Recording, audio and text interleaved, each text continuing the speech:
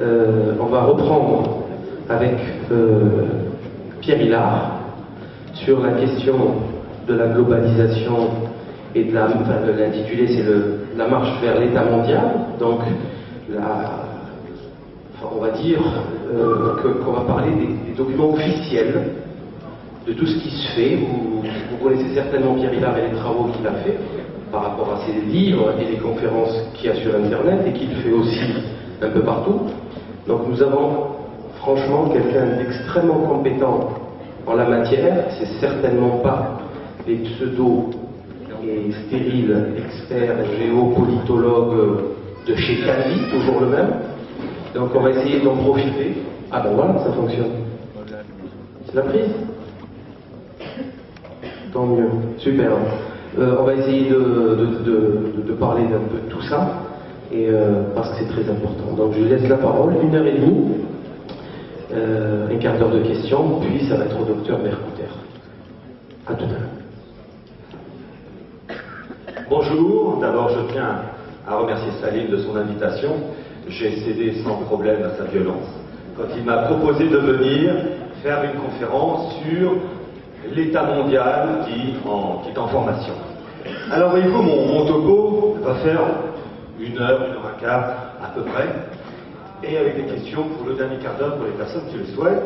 Alors en quelques mots, le topo, j'ai passé la semaine à le préparer, parce que je me suis dit, il va y avoir du monde, ne serait-ce que par respect pour vous, ça se prépare, parce que comment raconter le maximum de choses sur un temps limité et en essayant de se faire comprendre de son public, parce que ça s'entrecroise, il y a plein de personnes, plein d'instituts, on s'y met les pinceaux, moi-même je me suis perdu parfois dans la jungle mondialiste, mais j'en suis sorti vivant.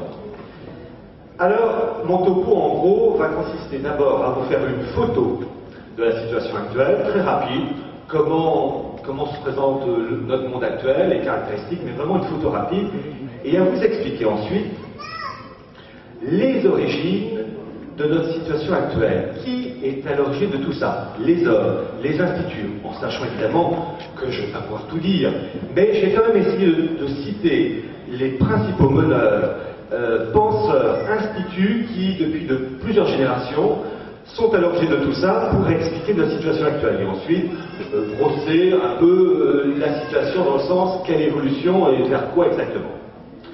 Alors, pour comprendre la situation actuelle, en ce mois d'octobre 2009, qu'est-ce qu'on constate? On constate qu'il y a l'émergence accélérée de grands blocs continentaux en voie de formation, des blocs continentaux politico-économiques. Et l'Union européenne en est le prototype par excellence. Vous avez ce fameux traité de Lisbonne, qui est presque sur le point d'être appliqué, presque, parce que bon, déjà l'Irlande a ratifié la semaine dernière, ils avaient dit non l'année dernière, on les a fait revoter, ils ont dit oui, il faut dire que la crise a aidé. Et la Pologne doit ratifier aujourd'hui, il reste en plus la République tchèque, là ça coince un peu, on va voir ce que ça va donner avec le président tchèque, Klaus. Mais en gros, ce traité de Lisbonne, s'il est appliqué, il va conduire à 3 éléments. Il est hors de question de vous expliquer en long et en large tous les recoins de ce traité, qui fait 285 pages, plus de 400 articles, 65 annexes, 13 protocoles, mode d'emploi pour se suicider, vous lisez le traité de Lisbonne. Mais je vais me contenter de 3 éléments. 3 éléments qui finalement déterminent tout le reste. Si le traité de Lisbonne est appliqué, il permettra à l'Union européenne d'avoir ce qu'on appelle la personnalité juridique. Ça veut dire quoi? Tout simplement que l'Union européenne sera reconnue comme un acteur de la vie internationale et donc pourra signer des traités reconnus internationalement. Première chose. Deuxième chose, c'est que, avec le traité de Lisbonne ratifié, le droit européen va primer sur le droit national. Oh, certes, c'est déjà le cas. Mais avec la ratification du traité de Lisbonne, là, véritablement, l'Union européenne, les lobbies bruxellois, l'oligarchie financière présente à Bruxelles, eh bien ces personnes-là, via l'Union européenne, auront le dernier mot sur les États européens. Et le troisième point qui est moins évoqué, qui déjà existait dans le traité de Maastricht de 1992, sous la forme d'un article, l'article 104, et qui aujourd'hui se retrouve dans le traité de Lisbonne, article 123, stipule, et là je vais lire les mots qui ont leur importance, que les États n'ont pas le droit d'emprunter auprès de leur banque centrale. Qu'est-ce que ça veut dire? Parce que quelquefois le charabia cache une information de première main. Cela veut dire que les États n'ont plus le droit de créer de la monnaie et doivent l'emprunter moyennant des taux d'intérêt faramineux auprès de banques privées, entendu auprès de l'oligarchie. Jusqu'à une époque récente, les États, et la France en priorité, pouvaient créer sa propre monnaie pour investir dans la construction d'hôpitaux, de logements sociaux, etc. Avec ce traité de Lisbonne, s'il voit le jour, après ratification des 27 États, eh bien, la France, ou les autres États européens, la France ne pourra pas créer sa propre monnaie et donc sera obligée de quémander auprès des oligarchies privées le droit d'avoir de l'argent moyennant des intérêts ruineux, c'est-à-dire des intérêts en fait empêchant, par exemple, une politique sociale. Voilà pour cette Union européenne. Mais vous n'avez pas que l'Union européenne, vous avez aussi le monde eurasiatique, la communauté économique eurasiatique, avec la Russie et le Kazakhstan, qui s'appelle le CEA, et le cycle en anglais c'est Eurasec, E-U-R-A-S-E-C, c'est pour ceux qui voudraient faire des recherches sur Internet que je donne ces sigles, qui a été créé il y a quelques années, début du XXIe siècle, et pour la période 2010-2011, une monnaie commune doit voir le jour. Là, on se rend compte que les dirigeants russes sont engagés aussi dans cette politique mondialiste. Ne pas croire que la Russie est un contrepoids. Elle fait partie du système, et je dirais un peu plus loin tout à l'heure. Vous avez l'Amérique du Sud, le 23 mai 2008. Vous avez eu la création de l'UNASUR, l'Union des Nations d'Amérique du Sud, qui est l'équivalent finalement de l'Union européenne, avec volonté de créer un État sud-américain, un Parlement sud-américain, une monnaie sud-américaine, avec les mêmes caractéristiques que l'Union européenne. Donc c'est un projet qui a pris forme le 23 mai 2008 et qui est bien lancé. L'Amérique centrale avec le SICA, qui est le sigle pour Système d'intégration centra-américain, qui a été créé dans les années 90, au XXe siècle, et récemment, décembre 2008, ils ont décidé de créer une monnaie centra-américaine, donc pour les pays comme l'Honduras, le Nicaragua, etc. Autre photo, l'Afrique qui cherche aussi à s'unifier. Vous avez eu en 2006, en Gambie, le sommet de Banjul, volonté de créer en théorie pour 2015 les États-Unis d'Afrique, en 3 États, 2006-2009, 2009-2012, 2012-2015. En théorie, je dis en théorie parce que évidemment ces choses-là, ça peut prendre du retard. En théorie pour 2015, les États-Unis d'Afrique avec le même processus, avec un parlement africain, une monnaie africaine, etc. L'Afrique, après l'Afrique, il y a les États du Golfe, Arabie Saoudite, Qatar, etc., qui se sont regroupés au sein du GCC, qui est le sigle en anglais pour Conseil de coopération du Golfe. Et là aussi, un bloc qui se met en place et qui doit normalement accoucher d'une monnaie commune l'année prochaine. Une nouvelle monnaie des États du Golfe qui devrait s'appeler le Kalichi. Je n'ai sûrement pas le bon accent, mais voilà en gros. Autre photo de la situation, le monde asiatique. Vous avez le récent Premier ministre japonais, Otoyama, qui a appelé à la création d'une Union asiatique version Union européenne. Là aussi, on voit la floraison de ces blocs économiques régis par une seule monnaie, un seul parlement, une seule citoyenneté. Et les deux éléments qui restent, l'Union nord-américaine. Vous avez eu en 2005 les chefs d'État américains, canadiens et mexicains qui se sont rencontrés au Texas dans un petit patelin qui s'appelle Waco pour lancer ce qu'ils ont appelé le PSP, Partenariat pour la sécurité et la prospérité. Objectif, créer un bloc nord-américain pour 2010. Dans les textes officiels, c'est 2010, avec, comme ils disent, un seul et même périmètre de sécurité politique, économique, militaire. Et, mais ça j'en parlerai tout à l'heure, avec volonté de changer de monnaie. Il y a dans les textes officiels américains, entre autres, vous avez un des grands meneurs dans cette affaire qui s'appelle Robert Pastor, et je possède l'ouvrage qu'il a écrit en 2000 et qui est épuisé, volonté de remplacer le dollar américain, le dollar canadien, le peso mexicain par une nouvelle monnaie, Le nom n'est pas encore sûr, certains parlent d'Amero, d'autres parlent de dollars nord-américains, mais une chose est sûre, il y a une volonté de détruire la monnaie actuelle américaine pour modifier cela, provoquer une nouvelle monnaie nord-américaine, et avec évidemment des répercussions à l'échelle planétaire, car le dollar sert de moyen d'échange pour acheter le pétrole. Et le jour où le dollar va se casser la figure, chose qui se produit actuellement, le dollar est en train de plonger, plus que plonger, le compte à rebours a commencé en fait. Eh bien, lorsque cette chose va se produire, pauvre de nous, parce que ça va créer un cataclysme. Et puis, un cataclysme économique. Et puis, le dernier élément qui se met en place, c'est la volonté de créer un bloc euro-atlantique unifié. Et là aussi, dans les textes officiels, pour 2015. Pour 2015, l'Union européenne et le bloc nord-américain doivent s'associer pour créer un bloc politique, économique, militaire, avec une assemblée transatlantique, vraiment verrouillant l'ensemble. Donc, j'allais dire, ça va très vite.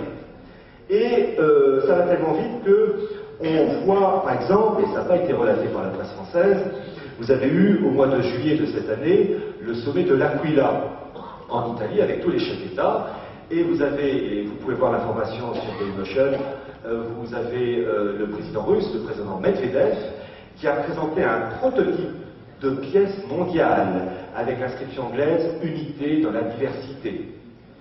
Et évidemment, cette pièce mondiale, elle est appelée à être une monnaie utilisée par, je vais dire tous les terriens, par 6 milliards d'habitants. Donc on voit que les choses se mettent en place, surtout que pour gérer j'allais dire, ce monde, il y a dans le cadre de l'ONU, depuis très peu de temps, depuis 4 ans, 5 ans, la formation, la préparation d'un parlement mondial dans le cadre de l'ANPU. L'ANPU, c'est l'Assemblée mondiale Assemblée planétaire des Nations Unies. APNTU, c'est ça. Assemblée parlementaire des Nations Unies, qui est en cours d'élaboration et qui a pour objectif, au sein de cette Assemblée mondiale, de recueillir les députés du bloc européen, les députés du bloc sud-américain, les députés du bloc nord-américain, etc., constituant le super Parlement mondial pour gérer les affaires de la planète. Donc vraiment, ces choses se mettent en place, et je l'avoue, à une vitesse grand V. Mais comment expliquer cette situation? Pourquoi, depuis quelques années, on assiste à une telle mise en forme de ces grands blocs continentaux avec volonté de créer un État mondial? Et c'est là où le passé éclaire la situation présente. Et je vais commencer à vous évoquer quelques noms, quelques instituts, et vous allez voir qu'il y a une logique, que tous les gens que je vais citer, que tous les instituts que je vais citer, ces gens-là se connaissent, et que génération après génération, ils se repassent le flambeau jusqu'à notre époque. Et je vais commencer par un homme du XIXe siècle, un homme qui n'est pas connu du public français, et c'est un grand homme, c'est un Anglais, qui s'appelait Cecil Rhodes. Rhodes, si on veut le prononcer à l'anglaise. Rhodes, R-H-O-D-E-S. Cecil Rhodes, pour vous le situer, c'est 1853-1902. Cecil Rhodes est un homme qui a émigré en Afrique australe. À l'époque, colonie du Cap, colonie britannique, colonie de l'Empire britannique. Et cet homme va faire fortune, il va devenir un homme richissime, car il va créer une société diamantaire qui s'appelle De Beers, qui existe toujours et qui est en parfaite santé. Cette société De Beers va faire la fortune de Cecil Rhodes, et avec l'argent qu'il va gagner, et avec l'argent, on va très très loin. Et d'ailleurs, cette fortune, il va la faire en particulier en travaillant, Cecil Rhodes, avec un certain Nathaniel Rothschild. Et avec ça, ils vont aller très loin. Cecil Rhodes, c'est un homme qui va faire aussi beaucoup en faveur de la colonie du Cap. C'est lui qui est à l'origine de la création de l'État sud-africain, qui verra le jour après sa mort. Mais déjà, de son vivant, Cecil Rhodes a tout fait pour mettre en place le futur État sud-africain tel qu'on le connaît aujourd'hui. Cecil Rhodes est aussi le créateur de 2 États, la Rhodésie, Rhodésie du Sud, Rhodésie du Nord, qui s'appelle aujourd'hui Zambie et Zimbabwe. Dans ces coins-là, il y avait beaucoup de diamants, ça s'explique. Mais, voyez-vous, il y a une chose qu'il faut aussi retenir dans le monde anglo-saxon, et l'Empire britannique de l'époque, c'est que tout empire se doit d'être irrigué, si je puis dire, par des voies de communication, routes, autoroutes, voies ferrées. Et Cecil Rhodes, fervent défenseur de l'Empire britannique, veut créer une voie ferrée partant de la ville du Cap, en Afrique du Sud, et remontant tout l'est de l'Afrique, donc l'équivalent des pays comme le Kenya, etc., jusqu'au Caire. Une immense voie ferrée. Finalement, une véritable artère, un cordon ombilical économique de l'Afrique australe jusqu'à l'Égypte, colonie britannique à l'époque, et donc créer une artère pour renforcer la puissance de l'Empire britannique. C'est une chose à connaître. Les voies de communication, voies ferrées, routes, autoroutes, les ponts et les tunnels sont très intéressants car ils indiquent, j'allais dire, les veines et les artères du nouveau corps en voie de formation. Je vais vous citer par exemple la volonté de créer un bloc nord-américain unifié, qui s'appellerait donc Union nord-américaine. Eh bien, vous avez parallèlement à cette construction politique la création d'un super corridor qui s'appelle le corridor de Nazco, qui part du Mexique, du Yucatan, qui traverse le Texas, remonte le Mississippi jusqu'au Canada. Eh bien, c'est la colonne vertébrale commerciale de cette nouvelle entité territoriale en voie de formation qui doit s'appeler Union nord-américaine.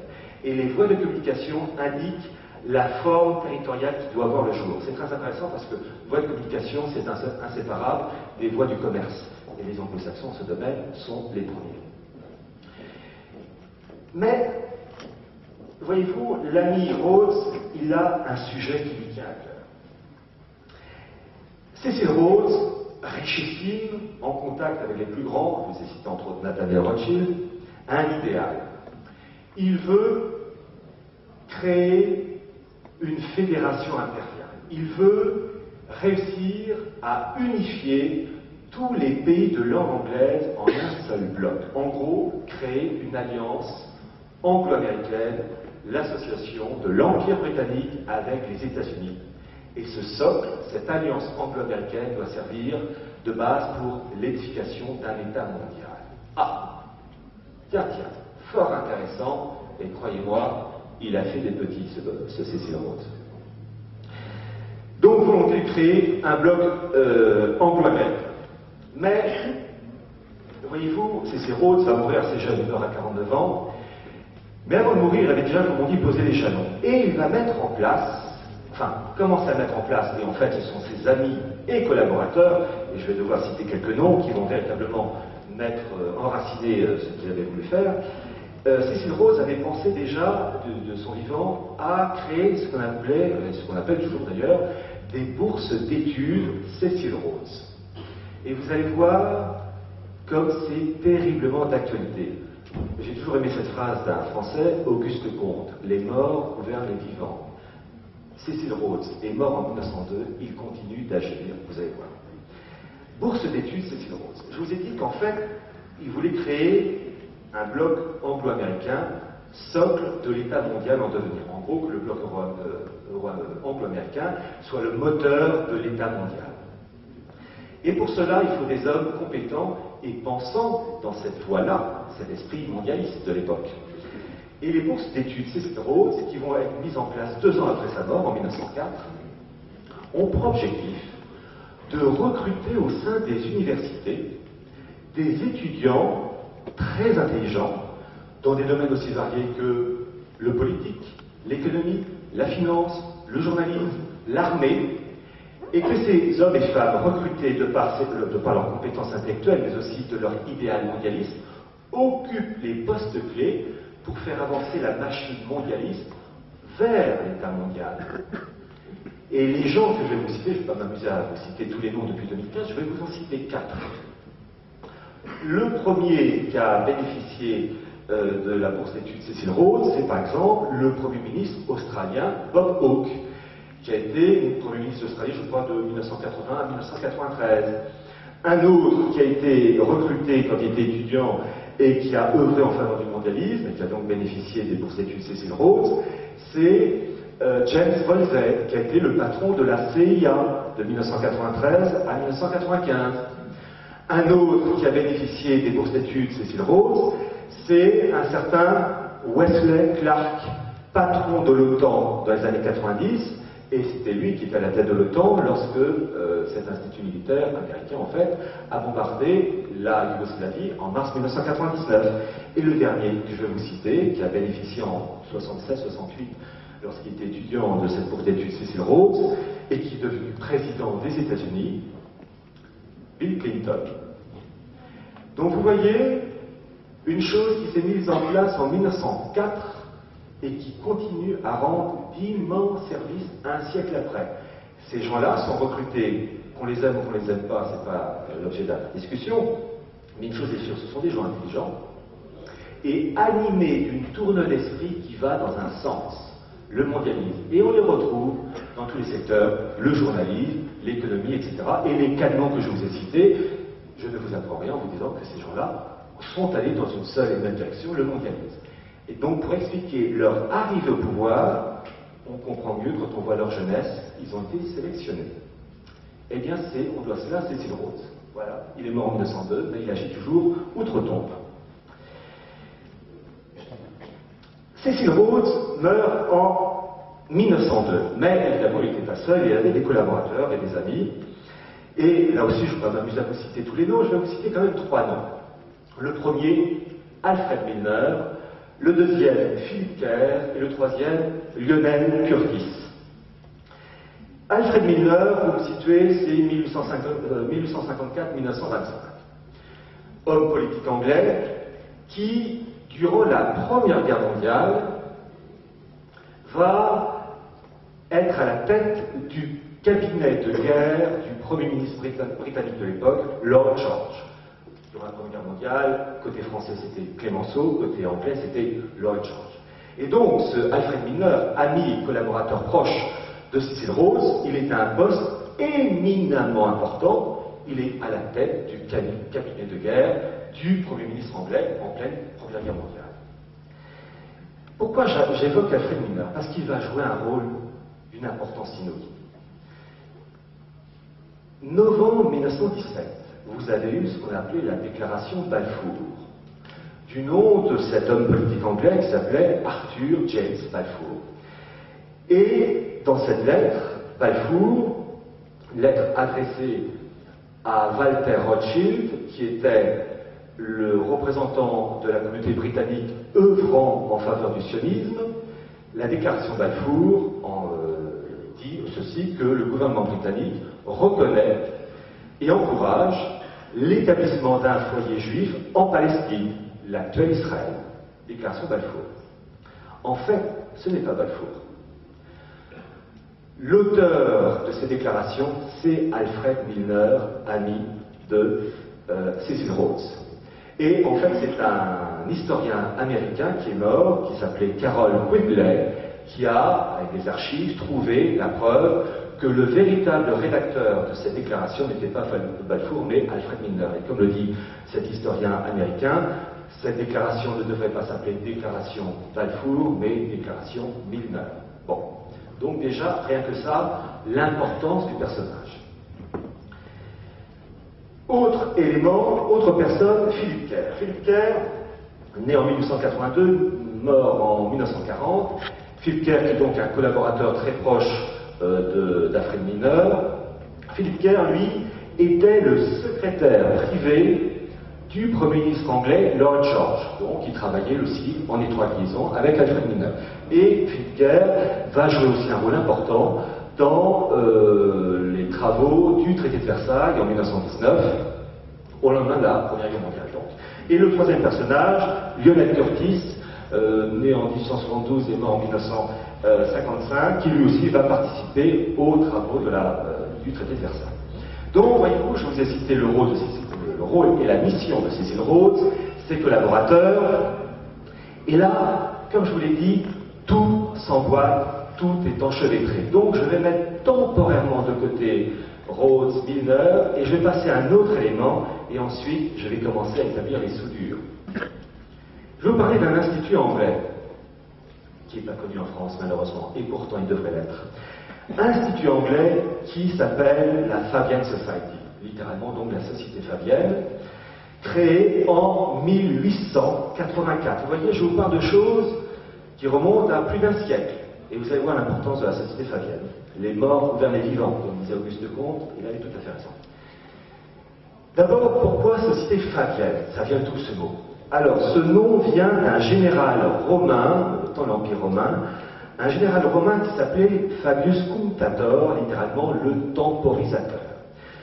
Ça ne nous rajeunit pas, c'est l'époque de moins 200 avant Jésus-Christ, on est en plein dans les guerres puniques, et ce général romain, Fabius Cunctator, face à Carthage, développe une politique de prudence, une sorte de guérilla. Il attaque, mais progressivement, puis il arrête le combat. Bref, il se montre prudent. Il poursuit un objectif, battre le général carthaginois Hannibal, mais avec une attaque, j'allais dire, de mouche, hein, mais qui enquiquine, mais qui freine quand même l'avancée d'Hannibal. Et la société fabienne va s'inspirer de ce général romain en reprenant son nom. Pourquoi? Parce que la société fabienne a un objectif, créer un État mondial, mais en prenant son temps, étalé sur des générations, donc y aller à petits pas. Les fondateurs de la société fabienne, vous avez Sidney Webb. Sidney Webb, qui est un homme politique anglais, il a même été secrétaire d'État dans les années 20. Vous avez sa femme, Beatrice Webb, vous avez aussi l'écrivain anglais George Bernard Shaw, et puis vous avez aussi d'autres personnes qui vont jouer un rôle, et cette personne, je ne la cite pas tout de suite. Vous allez voir pourquoi. Donc cette société fabienne, Fabian Society, créée en 1884, a pour objectif un État mondial et une organisation économique, un système économique faisant la synthèse entre l'État-providence, le socialisme, et les lois du marché, le capitalisme. Eh bien, cette politique de synthèse du socialisme et du capitalisme, on retrouve cette synthèse exactement dans la politique de Tony Blair, qu'on appelle la troisième voie. C'est ça. Et vous allez voir que Blair, comme plus de 200 députés britanniques, sont membres de la société fabienne. Et donc, on comprend beaucoup mieux sa politique quand on sait quels sont ses référents philosophiques. L'actuel Premier ministre anglais, Gordon Brown, est membre aussi de la Société fabienne. La Société fabienne, créée en 1884, va créer 11 ans plus tard, en 1895, une des plus grandes écoles économiques au monde, à Londres, la London School of Economics. Cette école qui forme, dans un esprit fabien, donc de synthèse du socialisme et du capitalisme, cette école est une création de la société fabienne. Et vous allez voir qu'elle a marqué, car là aussi je ne vais pas m'amuser à vous donner tous les noms, mais par exemple, l'ancien président de la Commission européenne, Romano Prodi, a fait ses études à la London School of Economics.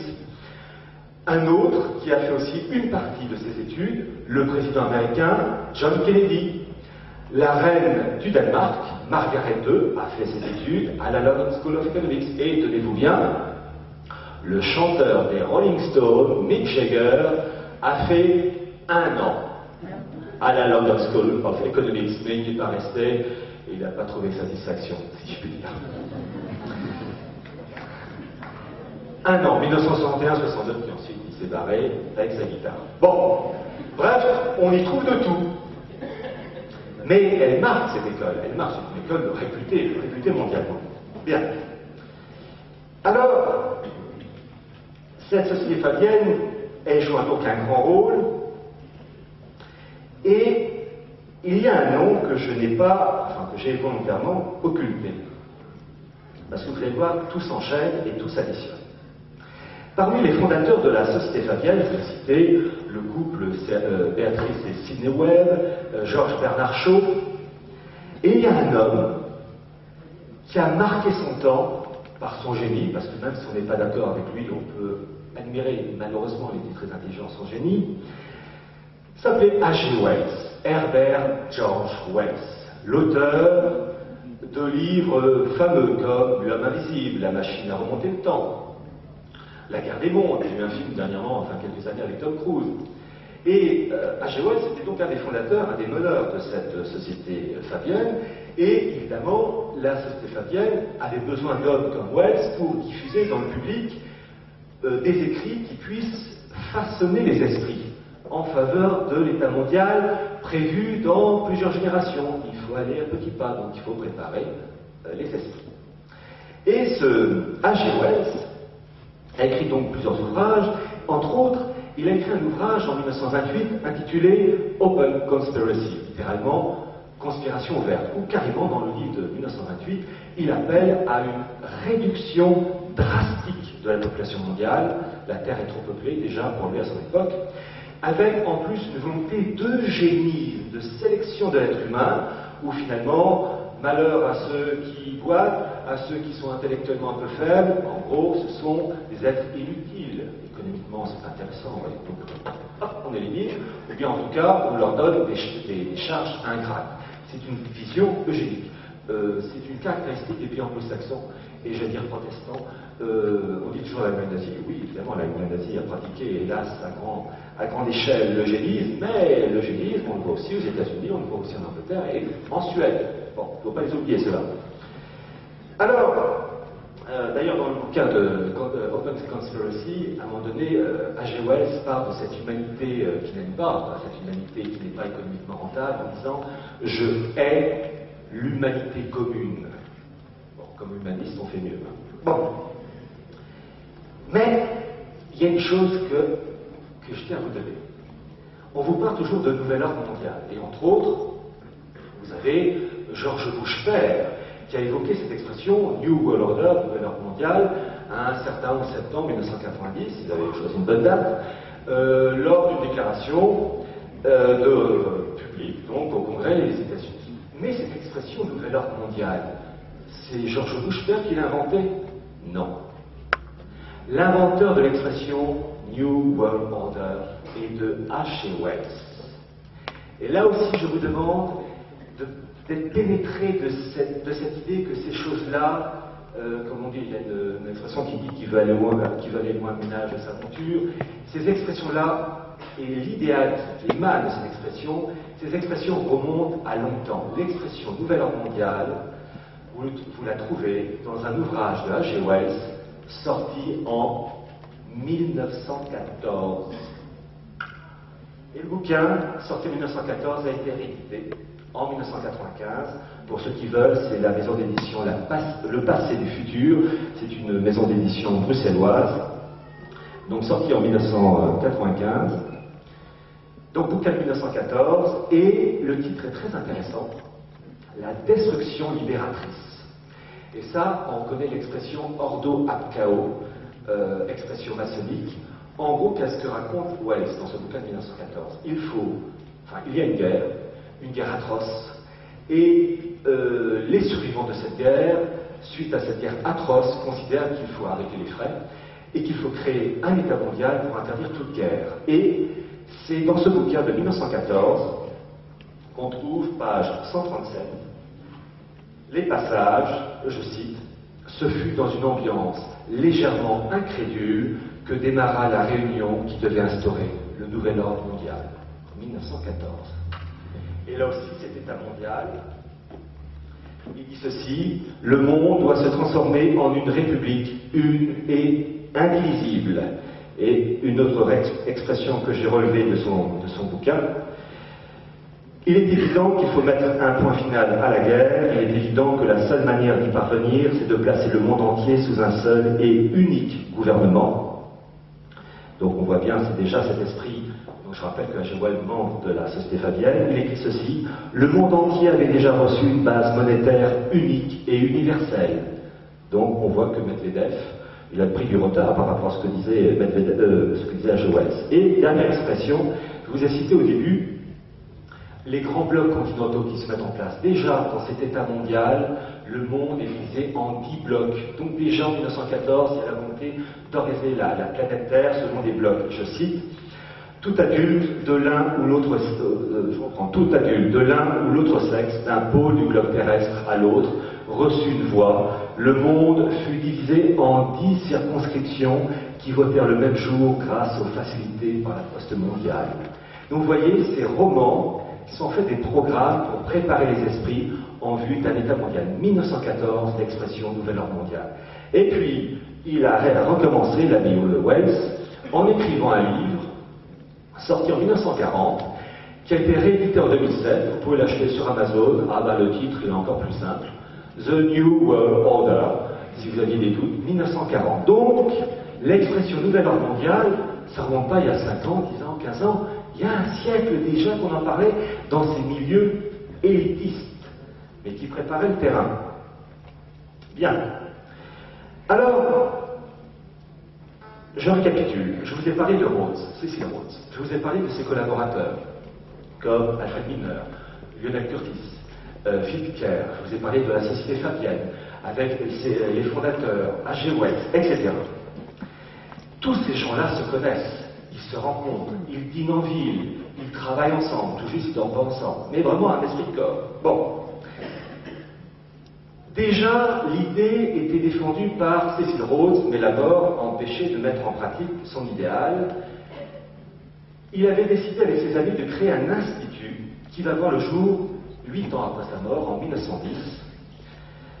Cet institut s'appelle la Table Ronde, Round Table. Institut qui défend l'idéal de son ancêtre, enfin de son fondateur à l'origine, Cecil Rhodes. L'objectif défendu par la Round Table, c'est donc de créer cette fameuse alliance, union anglo-américaine en faveur de l'État mondial. Il n'empêche que derrière cette façade d'unité, il y a des dissensions dès la création de la Round Table en 1910. Deux types de dissensions. La première, inhérente à toute organisation humaine, il y a des rivalités. Chacun veut un poste plus élevé, il y a donc des clans qui se créent. Ça, je veux dire, c'est normal. Mais l'élément véritable qui déchire la Round Table, c'est que, en fait, vous avez deux courants mondialistes qu'on retrouve encore aujourd'hui, quoique actuellement il y en a un qui l'emporte. Vous avez deux courants qui veulent un État mondial, mais par deux chemins différents. Le premier veut un État mondial en créant d'abord une union anglo-américaine, véritable socle de l'État mondial. C'est-à-dire que vraiment, le socle, le moteur, c'est le monde anglo-américain, moteur de l'État mondial. Et puis la deuxième branche, en faveur de l'État mondial, c'est ceux qui disent non, ce bloc anglo-américain ne nous intéresse pas, il doit lui aussi se dissoudre dans un immense magma et que tout ça, ça soit indifférencié.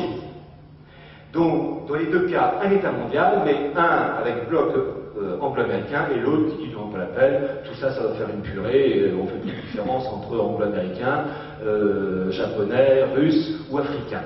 Voilà. Donc vous avez ces deux blocs. Mais, officiellement, défendre le bloc euro, le bloc anglo-américain, officiellement par la Round Table. Première Guerre mondiale, véritable boucherie. Et au lendemain de la Première Guerre mondiale, les dirigeants de la Round Table, en liaison avec l'oligarchie américaine, vont mettre en place des mesures pour accélérer la mise en place donc, de ce nouvel ordre mondial. Comment? D'abord, les dirigeants de la Round Table, donc style Alfred Milner, etc., vont travailler avec des grands princes du mondialisme de l'époque, et un en particulier, qui s'appelle le colonel House, Edward Mandell House, qui était le conseiller intime, privé, du président des États-Unis de l'époque, le président Wilson. Quand on parle du président Wilson, les 14 points du président Wilson, ce n'est pas Wilson qui l'a rédigé. Ces 14 points, c'est l'ami, c'est le colonel House.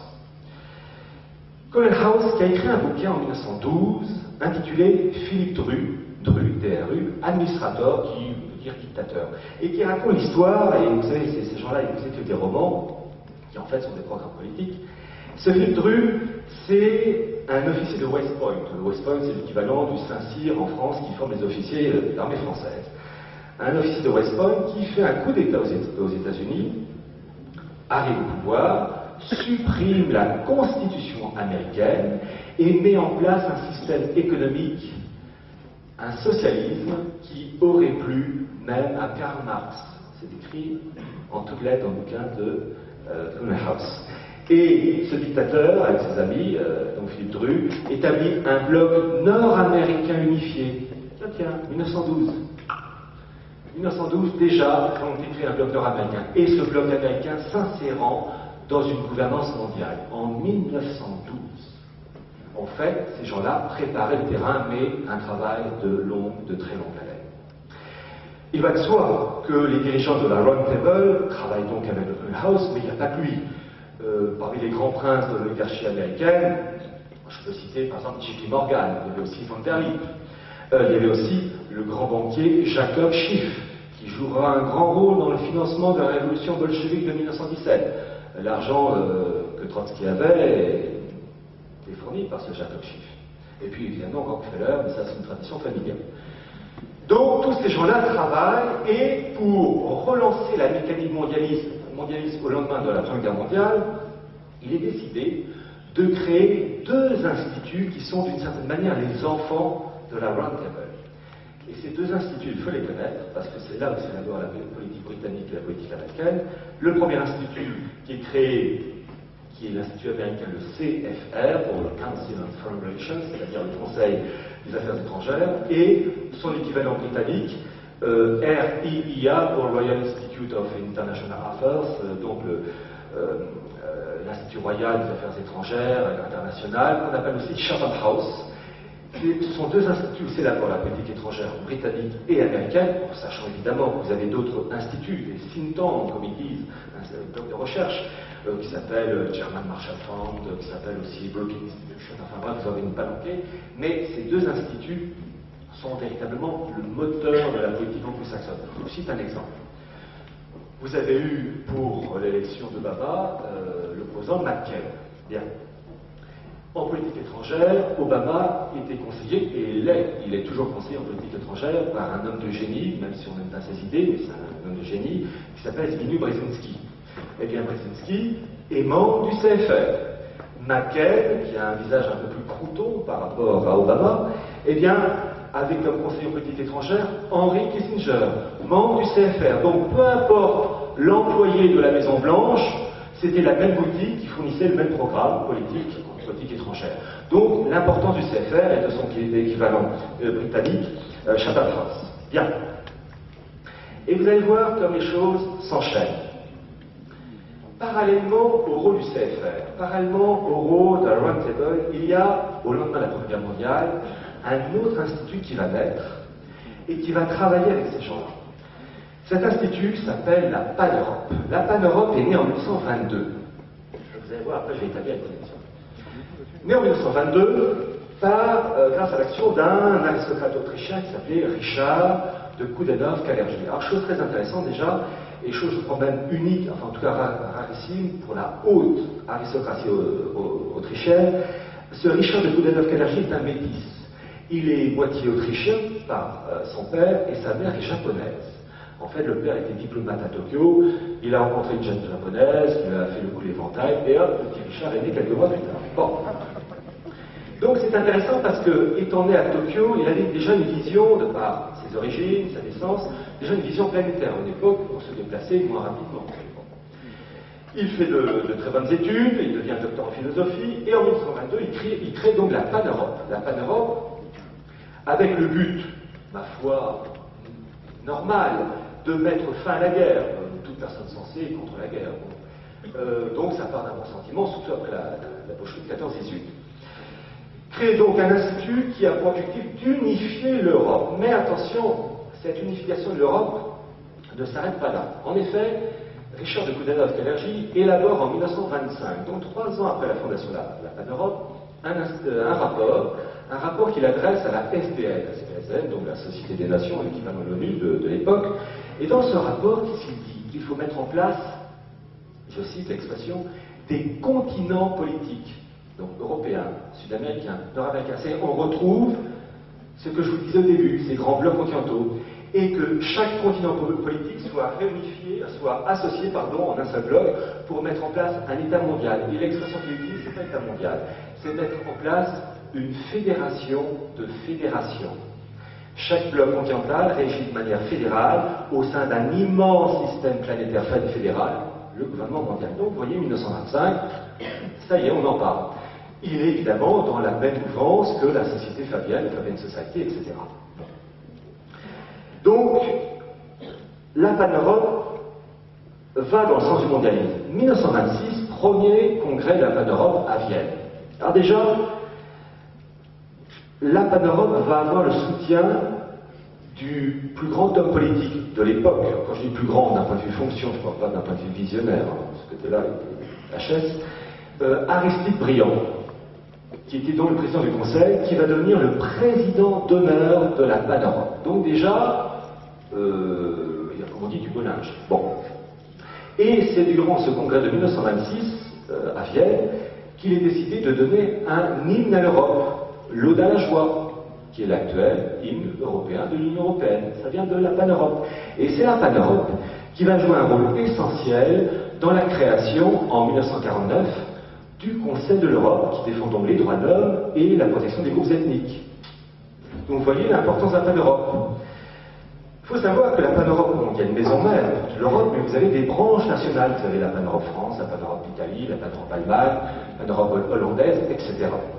Sans rentrer dans les détails, je vais prendre un cas, la Pan-Europe France. Dans les années 60, la Pan-Europe France avait un trésorier qui s'appelait Georges Pompidou, futur président. Donc vous voyez tout de suite, tac, on tape très haut. Et puis jusqu'en 2004-2005, le président d'honneur de la Pan-Europe France s'appelait Jacques Chirac. Donc vous voyez, bon. Quels sont les objectifs de la Pan-Europe? Ben, avant de véritablement les définir, je vais quand même évoquer un point. La Pan-Europe, au lendemain de la Seconde Guerre mondiale, n'était pas seule dans la mise en place de l'unification européenne. Mais la Pan-Europe a mis en place un système qui s'appelle le prix Charlemagne. Le prix Charlemagne, c'est la plus haute distinction donnée aux personnes ayant œuvré à la construction européenne. Et le premier à avoir reçu ce prix en 1950, et je vais dire c'est la logique pour l'esprit du système, c'est Richard de Coudenhove-Kalergi. Donc chaque année, il y a un prix. Et ils l'ont reçu, je ne vais pas tous les citer, Valéry Giscard d'Estaing, mais c'est normal. L'année dernière, c'est la chancelière allemande, Angela Merkel, l'ont reçu aussi Helmut Kohl, Frédéric Mitterrand, non, et François Mitterrand, et un autre prix. L'ont reçu aussi Jean Monnet, qui était, bon, à l'origine marchand de cognac, il aurait dû le rester, parce qu'il est devenu secrétaire général adjoint de la SDN, et en fait un agent américain, et tout ce qu'il a fait au lendemain de la Seconde Guerre mondiale, comme la CECA, vous savez, la Communauté européenne du charbon d'acier, tout ça, c'est Jean Monnet, en lisant avec Schuman et Jean Monnet, ont reçu le prix Charlemagne. Je rappelle que ce prix est donné aux personnes ayant œuvré à la construction européenne, et vous me dites, en voyant certains noms que, non, le verre est dans le fruit. En 1987, a reçu le prix Charlemagne Henry Kissinger. Eh oui, mais c'est logique, vous allez voir, parce que l'objectif, c'est créer un bloc euro-atlantique. Donc c'est normal qu'il ait reçu. L'a reçu aussi en 1999 Tony Blair, qui est un Fabien, membre de la Société Fabienne. Donc vous voyez les connexions qui se font entre Pan-Europe et Société Fabienne. Ce Tony Blair qui, peut-être, deviendrait, si le traité de Lisbonne est ratifié, le premier président de l'Union européenne. Donc il a un CV en or pour l'esprit du mondialisme. Et puis, alors là, le fin du fin, c'est en 2000, celui qui l'a reçu, c'est le président américain Bill Clinton. Qui a été bénéficiaire de la bourse d'études Cecil Rhodes, tac, reconnexion. Donc vous voyez, le président américain qui reçoit ce prix Charlemagne, d'ailleurs c'est très intéressant, dans son discours, il dit qu'il faut soutenir la régionalisation en Europe. Et on comprend beaucoup mieux, parce que les lobbies et tous les oligarchies peuvent s'adresser directement aux régions sans passer par les États qui sont plus solides, qui disaient pour mieux régner. C'est vieux comme le monde. Bon. Donc la Pan-Europe joue un grand rôle, et petite anecdote aussi, en 1966, lors du 10e congrès pan-européen, vous avez un ministre des Finances qui tient un discours. Ce ministre des Finances s'appelle Valéry Giscard d'Estaing. Et bien dans son discours de 1966, il dit qu'il faut mettre en place une monnaie unique européenne. Donc vous voyez, tous ces gens-là travaillent pour un seul et même but. Il y a des rivalités internes, mais l'objectif final, lui, il ne bouge pas. Les connexions vont continuer. Voyez-vous, quand on s'intéresse à un institut, on doit toujours se poser la question d'où vient l'argent? Ah oui, Salim, d'accord avec moi? Bon, d'où vient l'argent? Et là, on se rend compte que la pan-Europe est vraiment imbriquée dans le système mondialisme, alors médaille d'or. La pan-Europe est créée en 1922. Dès sa création, Richard de Coudenhove-Kalergi a le soutien de la banque allemande Warburg et de son représentant de l'époque, Max Warburg. Donc les fins de mois, pas de problème. Max Warburg, grand patron de la banque Warburg, va être même à l'origine de la première rencontre entre Richard de Coudenhove-Kalergi et le chancelier allemand de l'époque, Gustav Stresemann, en 1925. Donc déjà, à peine créé, il a l'argent, il a les contacts, la voie est royale pour l'État mondial en préparation.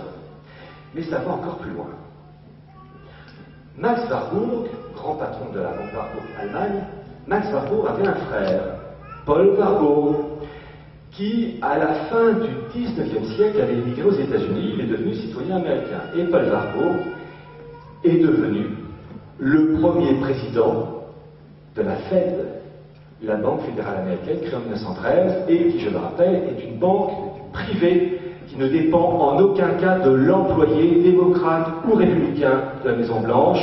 La Fed, donc, qui est responsable de l'émission monétaire, est indépendante du président des États-Unis. Eh bien, c'est ce Paul Warburg qui devient son premier président en 1913. Donc, vous voyez qu'un Richard de Coudenhove-Kalergi, il est financé et protégé par Max Warburg, et en même temps, il bénéficie d'ouvertures, et plus que des ouvertures, en Amérique, puisque le frère de Max Warburg, Paul, est patron de la Fed. Vous voyez tout de suite les dîners mondains qui se préparent pour préparer le nouvel ordre mondial. Mais ce n'est pas fini. Je vous ai parlé de la création du CFR, créé tout de suite après la Première Guerre mondiale, grâce à l'action de la Round Table côté britannique et puis de l'oligarchie financière. Qui est devenu le premier président de la Round Table? Paul Warburg. Donc vous voyez, tous ces gens-là occupent des postes, se connaissent, se rencontrent, travaillent ensemble, dînent ensemble et élaborent un corps de doctrine qui va toujours dans la même direction, même si entre eux, ils peuvent se taper dessus, voire même s'éliminer, parce que la nature humaine, elle reste la même chez ces gens-là. Bon. Donc, la Round Table, Société Fabienne, pan-Europe, tout ça, ça travaille dans le même sens. La Première Guerre mondiale joue un grand rôle dans... la Deuxième Guerre mondiale, pardon, joue un grand rôle dans la rupture. Alors, je ne vais pas évoquer les éléments de la Seconde Guerre mondiale.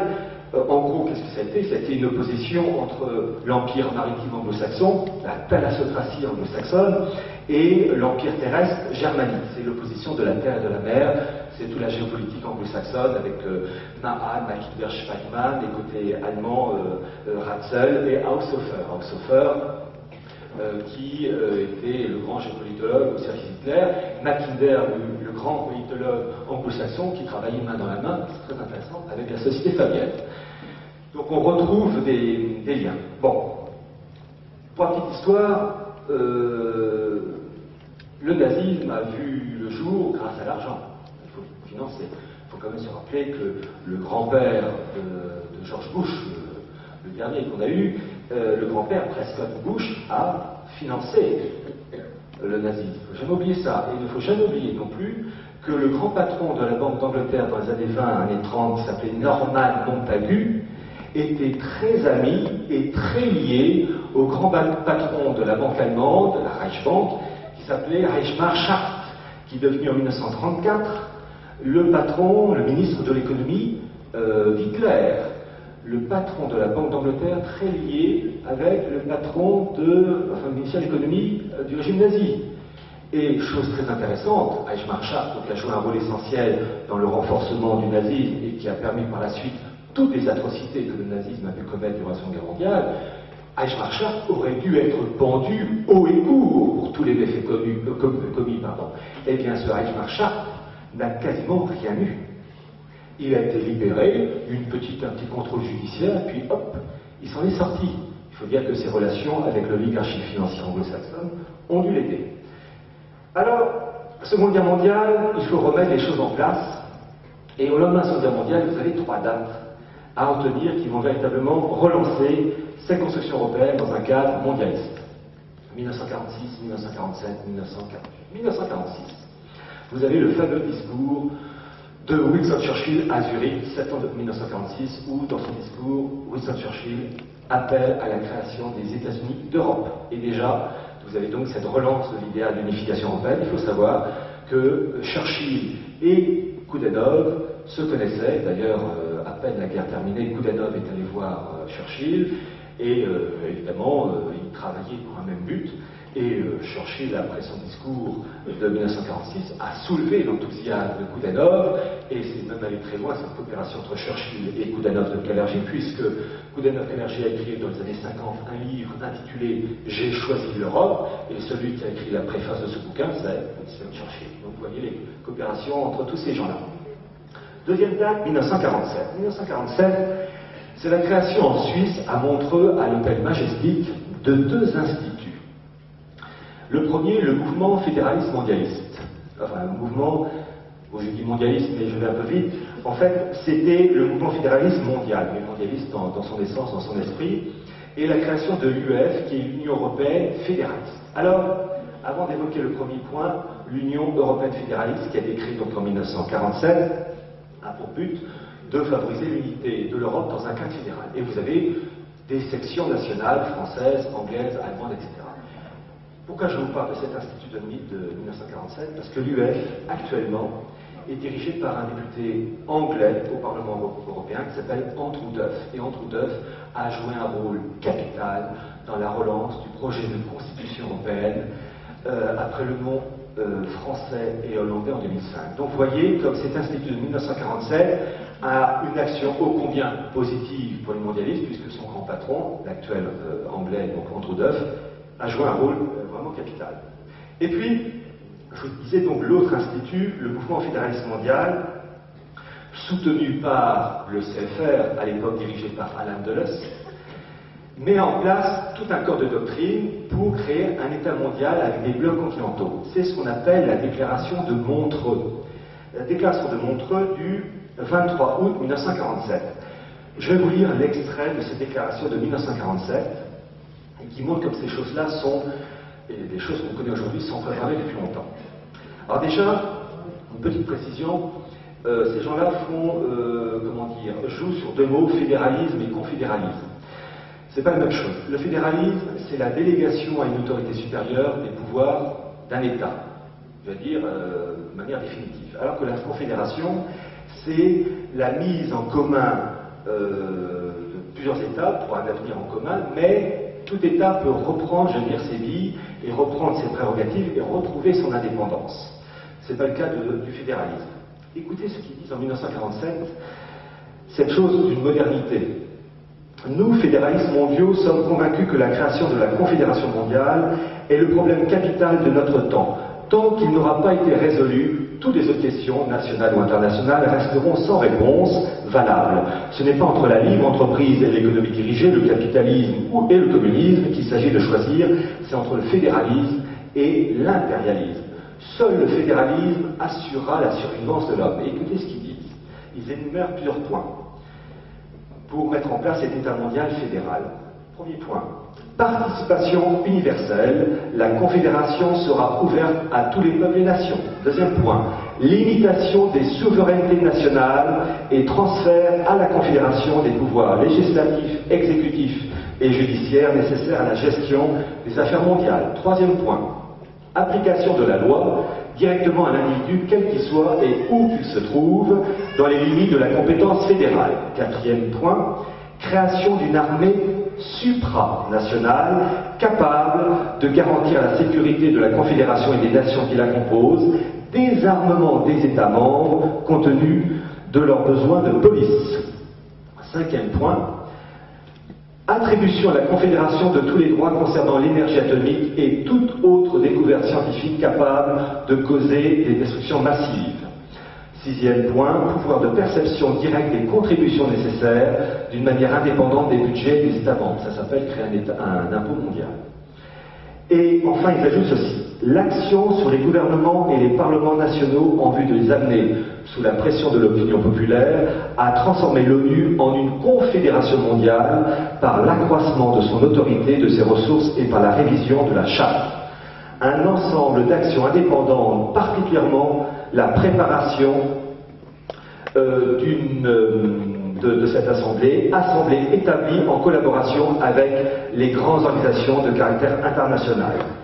Donc création, en coopération étroite, de groupes parlementaires et des mouvements fédéralistes des divers pays. Donc vous avez déjà en 1947 une volonté de créer un État mondial, des blocs continentaux, et entre autres il y a ce fameux passage que j'ai oublié, je me disais bien que j'ai oublié quelque chose.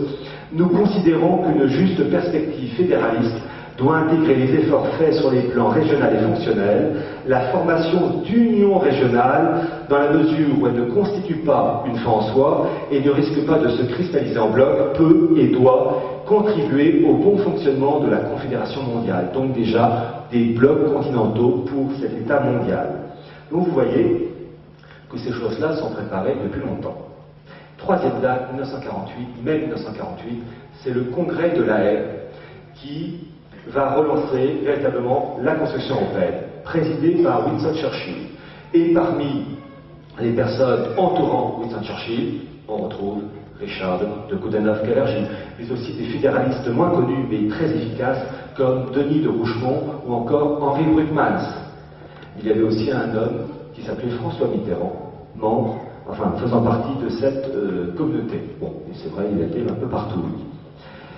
Mais une chose intéressante pour Winston Churchill, que certes, il présidait ce congrès de La Haye, mais le vrai honneur, c'était son secrétaire général qui s'appelait Joseph Ratzinger, membre du CFR et membre de son équivalent britannique, le RIA.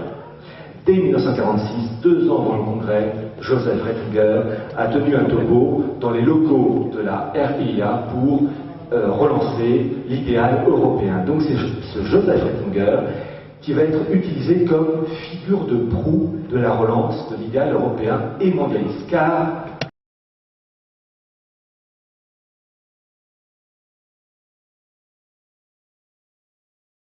banque, bon, du bon âge, si je puis dire.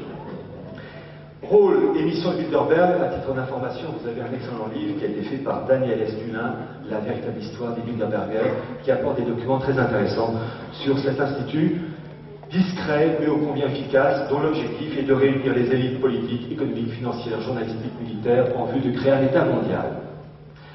Et le premier président de ce Bilderberg, c'est le prince Bernhard. Prince Bernhard, qui est un aristocrate allemand, naturalisé hollandais, et qui est le père de l'actuelle reine des Pays-Bas, la reine Béatrix. Une remarque, les monarchies anglaises et hollandaises sont très importantes, elles sont très riches, et elles sont intégrées, entièrement intégrées, au principe du mondialisme. Et le prince Bernhard va jouer un grand rôle. Mais, avant de continuer, une remarque. Je vous parle de la construction, je vais dire, un peu mécano de ce système mondialiste. Il y a l'esprit qui est derrière, l'esprit du mondialisme. Et vous allez voir comme là aussi les choses se connectent. Il y a un livre que je conseille toujours aux personnes à qui je m'adresse, un livre qu'il faut lire, c'est le livre de Aldous Huxley, Le meilleur des mondes, livre rédigé en 1931, sorti en 1932. Et là aussi, on retrouve des similitudes avec le bouquin de H.G. Wells, comme donc, je vous citer La destruction libératrice. Le bouquin de Huxley, c'est un État mondial, avec la devise communauté, identité, stabilité, un État mondial avec 10 grands blocs, une humanité divisée en 5 castes, les plus intelligents, alpha, puis on descend de plus en plus dégradé, et ceux d'en bas, delta, epsilon, vraiment qui eux sont esprits les plus réduits, grâce à quoi? À des manipulations génétiques. En 1931, c'est impensable. Mais Huxley, appartenant à la haute bourgeoisie britannique, était au courant de ces choses-là. Et vous allez voir que cet esprit de sélection, de diminution de la population touche beaucoup de monde. Aldous Huxley avait un frère qui s'appelait Julian Huxley. Et Julian Huxley était un eugéniste, donc entre frères, elle se comprenait. Eh bien, ce Julian Huxley est devenu le premier patron de l'UNESCO, l'Organisation des Nations Unies pour tout ce qui est éducation, sciences et culture. Mais je vais aller encore plus loin. Pourquoi les deux frères étaient imprégnés d'eugénisme, de sélection, enfin bref, des trucs pas jolis? Les deux frères, Aldous et Julian, avaient un grand-père paternel qui s'appelait Thomas Huxley, qui était biologiste, eugéniste. Il est mort en 1895. Et ce Thomas Huxley, biologiste de formation au XIXe siècle, donc, défendait avec acharnement les théories de Darwin et de tout ce qui est évolution de l'espèce, etc. Et quand je dis avec acharnement, Thomas Huxley avait un surnom. On l'appelait le bulldog de Darwin. Il faut dire qu'il défendait Mordicus. Et vous allez voir la suite. Thomas Huxley avait un étudiant en biologie à qui il a transmis, je veux dire, son idéal, avec qui il a noué des liens d'amitié. Cet étudiant s'appelait H.G. Wells. Et on retombe toujours sur les mêmes personnes. H.G. Wells, qui lui aussi défendait l'idée d'un état mondial, de génie. C'est incroyable, on tombe et on retombe toujours sur les mêmes personnes, de génération en génération, et à chaque fois, le virus passe de génération en génération jusqu'à notre époque. Donc vous voyez, cette contamination des élites. Mais je vais continuer. Vous avez dans l'esprit du nouvel ordre mondial, dans l'esprit du mondialisme, l'esprit New Age. Vous savez, en particulier le côté divinisation de la Terre, Gaïa, la mère terrestre, la mère divine, etc. Cet état d'esprit, vous le trouvez dans des instituts comme le WWF, le World Wide Fund for Nature, qui est donc le Fonds pour la protection de la nature. Le principe en lui-même est bon. On est tous naturellement acquis à la protection de la nature, contre la pollution de l'eau, c'est normal. Mais en fait, cet institut WWF est imprégné de cet idéal mondialiste de divinisation de la Terre, de la nature, aux dépens d'autres spiritualités qui doivent disparaître. Comment cet état d'esprit au sein du WWF est-il venu? Oh ben c'est simple. Le fondateur du WWF, c'est Julian Huxley, le frère d'Aldous. Et on retrouve le même esprit. Et je continue. Le premier président du WWF, c'est qui? J'ai déjà cité son nom. C'est le prince Bernhard, premier président du Bilderberg. Et boum, on retombe, on les retrouve à chaque fois. Et sans vous citer tous les noms des présidents du WWF, on trouve entre autres comme président le grand patron de l'industrie pétrolière, la Shell, qui s'appelait John Loudon, et a été aussi président de 1981 à 1996, le mari de la reine d'Angleterre actuelle, le prince Philippe. Alors avec lui, on est sûr d'avoir une réduction de la population. Lui, il est pour ça, il le dit, d'être politique carré. Donc on retrouve toujours, entre guillemets, les mêmes grands, avec la même tournée d'esprit délétère, eugéniste, etc. Et on les retrouve. Alors, je vous citais le rôle de Ratzinger dans la création du Bilderberg et rôle qui est associé à celui de David Rockefeller. David Rockefeller, donc patron du CFR, de la Chase Manhattan Bank. Eh bien, David Rockefeller, lui, il a aidé à la création de la trilatérale. Là aussi, il ne l'a pas fait seul, il l'a fait avec Brzezinski. Brzezinski, membre du CFR, conseiller d'Obama. Hop, on retombe toujours les mêmes instituts, la même religion, la même spiritualité. Création de la trilatérale en 1973, réunissant trois blocs, l'Amérique du Nord, l'Europe et le Japon. Bien. L'objectif, eh bien, un État mondial, on n'en sort toujours pas, mais vous allez voir comme c'est intéressant les connexions. Le président de la branche européenne de la trilatérale est un Irlandais. Il s'appelle Peter Sutherland. Et quand on voit le CV de Peter Sutherland, lui aussi, un CV au kilo. Ancien patron de l'OMC, l'Organisation mondiale du commerce, ancien patron de la London School of Economics. Ah, l'école fondée par les Fabiens. Tac, on retombe.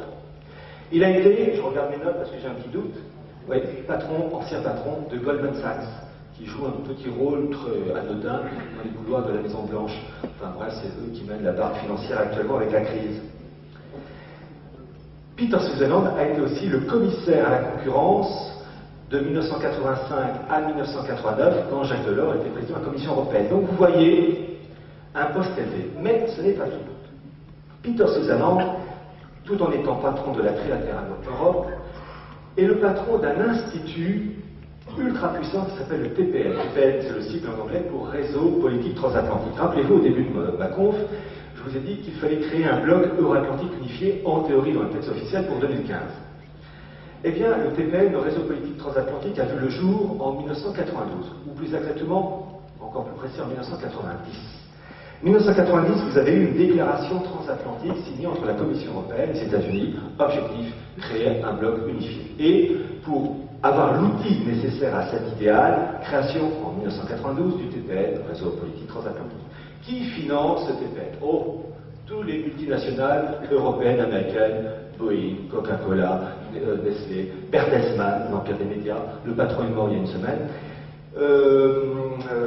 Péchinet, Michelin, enfin bref, Walt Disney, je crois, participe, enfin bref, là c'est un mauvais film. Vraiment un rôle financier énorme. Et là aussi, un soutien de la part de nombreux instituts, le CFR, l'équivalent britannique RIA, Bertelsmann, Aspen Institute, le fameux institut créé par George Soros, qui est très lié à David Rockefeller, enfin bref, du beau monde. Et l'objectif dans les textes officiels, c'est de créer donc pour 2015 un bloc euro-atlantique unifié, qu'ils appellent un G2. On a parlé du G20 à Pittsburgh. En fait, ils veulent créer un G2, Union européenne, bloc nord-américain, pour faire poids aux autres blocs qui se mettent en place, comme l'UNASUR pour l'Amérique du Sud, ou un bloc asiatique, donc des blocs qui s'opposent. Et on peut voir cet esprit de coopération au sein de ces différents instituts, puisque je vous disais que Peter Sutherland, outre ses activités, donc le patron du TPN, la branche européenne, la branche américaine est dirigée par un sénateur américain qui s'appelle Robert Bennett. Le vice-président de la trilatérale Europe est un Français qui s'appelle Hervé de Carmois. Et Hervé de Carmois a rédigé un livre qui est sorti en 2007 aux éditions PLUF, Presse universitaire de France, appelant à l'unification du bloc européen avec le bloc nord-américain. Et le titre, c'est Euramérique. Europe, Amérique, Euramérique. Donc vous voyez tous ces gens-là qui travaillent dans la même direction. Alors, la situation actuelle, il me reste combien de temps? 15 minutes pour ça d'ailleurs. Vous avez la crise qui a éclaté en 2007 et qui est fantastique, crise économique, crise financière, crise monétaire, qui est excellente pour favoriser le basculement, agiter le peuple avant de s'en servir, comme disait si bien Charles-Maurice de Talleyrand. Le désordre crée le désarroi, et le désarroi permet de mettre en place des mesures qu'on ne pourrait pas mettre en place si c'était la prospérité, si c'était la sérénité. La crise fait que, actuellement, le dollar va se casser la figure. Vous avez la revue du CFR qui s'appelle Foreign Affairs, qui, dans un numéro de mai-juin 2007, sous la plume de son économiste Ben Stel, a écrit un article intitulé « Vers la fin des monnaies nationales ». Et c'est ça qui vient avec ces gens-là, ils vous balancent ce truc. C'est d'ailleurs dans cette revue qui est apparue la première fois en 1993, l'expression « le clash des civilisations ». En fait, Huntington ne faisait que reprendre les propos tenus par un islamologue qui s'appelle Bernard Lewis dans son bouquin c'est le Proche-Orient et Occident, ouvrage qui datait de 1964, où il utilisait lui pour la première fois l'expression l'expression clash des civilisations. La revue Foreign Affairs, en la personne de Samuel Huntington, n'a fait que reprendre cette expression. Mais enfin, on retrouve toujours ces mêmes personnes au sein des différents instituts. Et donc, dans son bureau de mai-juin 2007, Belchtel appelle à la création, d'abord à la dissolution des monnaies, dollars compris. Un effondrement des monnaies. Et quand on voit un Medvedev vous présenter un prototype de pièce mondiale, on se rend compte qu'on est entre guillemets dans la bonne direction. Déjà, la revue The Economist, cette revue de qualité, d'une certaine manière, on peut le reconnaître, même si pour beaucoup ça ne va pas dans la bonne direction, dans un numéro de 1988, vous aviez la couverture de The Economist présentant des monnaies en train de brûler, dollars, yen et Deutschmark, et des cendres naissait une nouvelle monnaie planétaire appelée le Phénix. Dans la revue de 1988, cette monnaie mondiale doit voir le jour en 2018. Et donc on se rend compte qu'en fait on est dans les temps. Oh certes, il ne faut pas peut-être se focaliser sur les dates, mais on a un ordre de grandeur. Création d'un bloc nord-américain en 2010, ça sera peut-être 2011, 2012, 2013, mais c'est pas en 2030. Création d'un bloc euro-atlantique pour 2015. C'est peut-être pas la date juste, mais ça peut être 2016-2017, mais pas pour 2050. Création du côté planétaire, 2018, disent les dirigeants de The Economist. Ça peut être 2020, 2022, mais on est dans la zone des grosses turbulences. Ajoutez à cela, si vous avez une intervention militaire israélienne en Iran ou une intervention américano-israélienne, les choses iront en s'accélérant. Et je vais terminer, rassurez-vous, je vais terminer parce que je commence à avoir la bouche sèche, avec un document qui est sorti dans une revue militaire américaine, la revue J'ai l'original, parce que je travaille toujours avec des documents d'origine. Une revue militaire américaine qui s'appelle AFJ, qui est sortie en mai-juin 2006, et au sujet du Proche-Orient, qui est très intéressante, car c'est un prototype. Alors 30 secondes.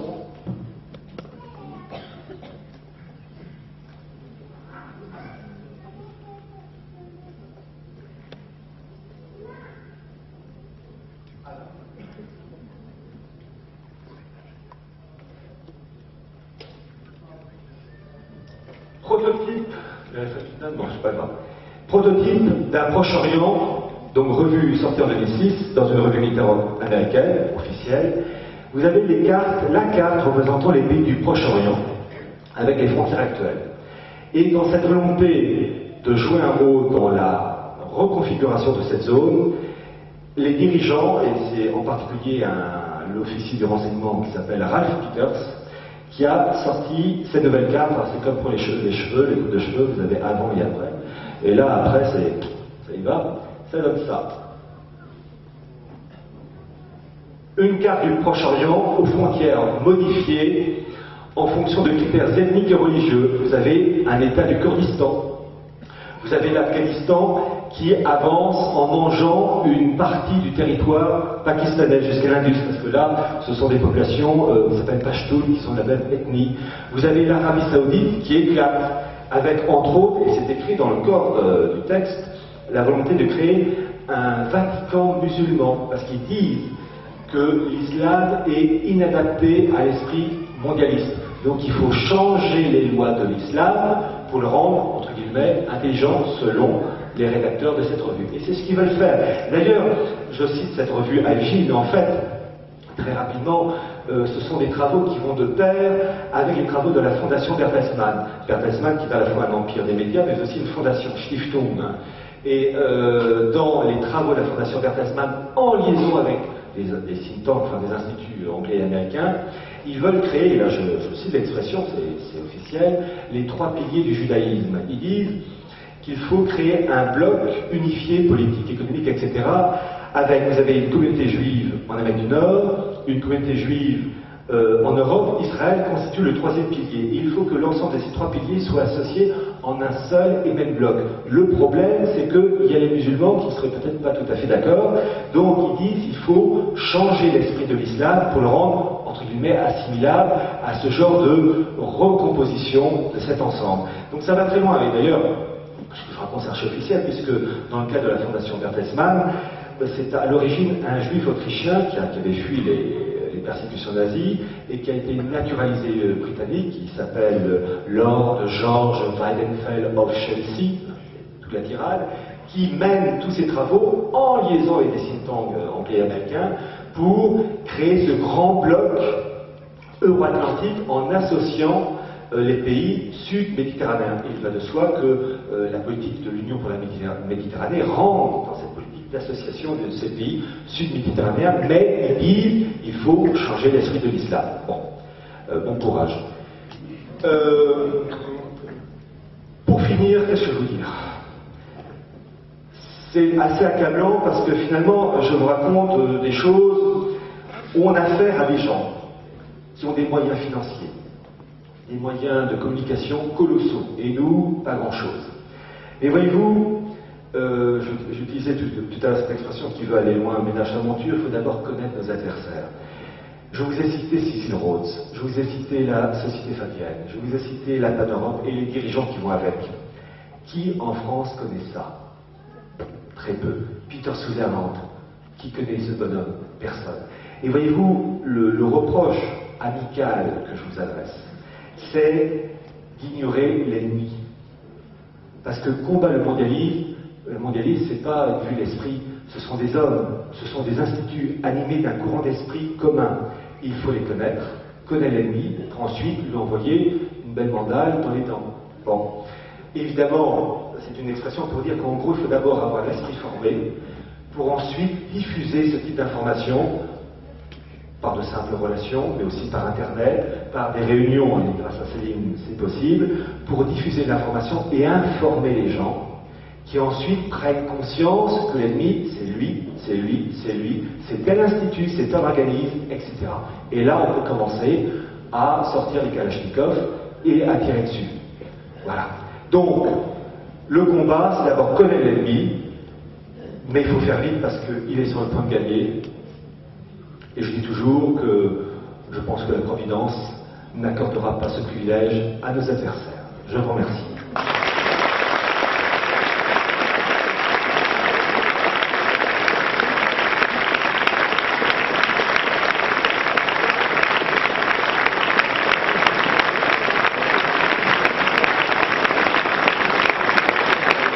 Et je n'ai plus de livres à vendre.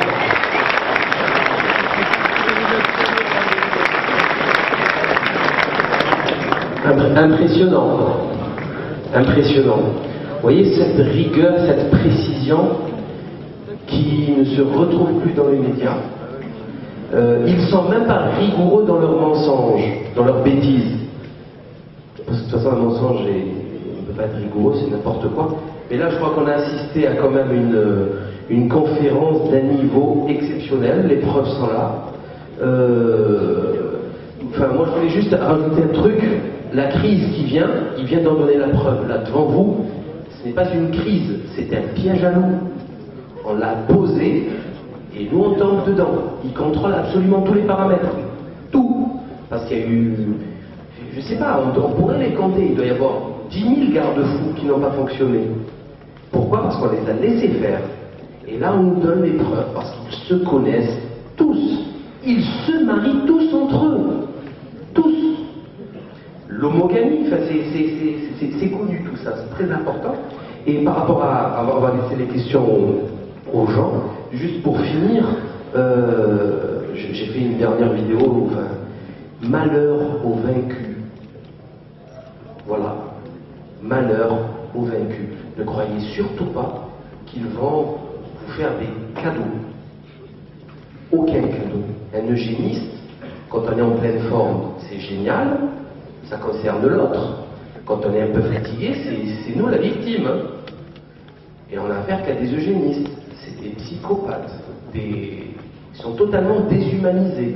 Il faut se rendre compte de ça. Et pour moi, pour finir, avant de vous passer la parole, la première des choses à faire, c'est d'informer, informer, informer, informer. Les gens ne savent pas ça, il faut leur dire ce qui se passe, c'est tout. Et le réveil est salutaire. Donc, est-ce qu'il y a des questions, s'il vous plaît?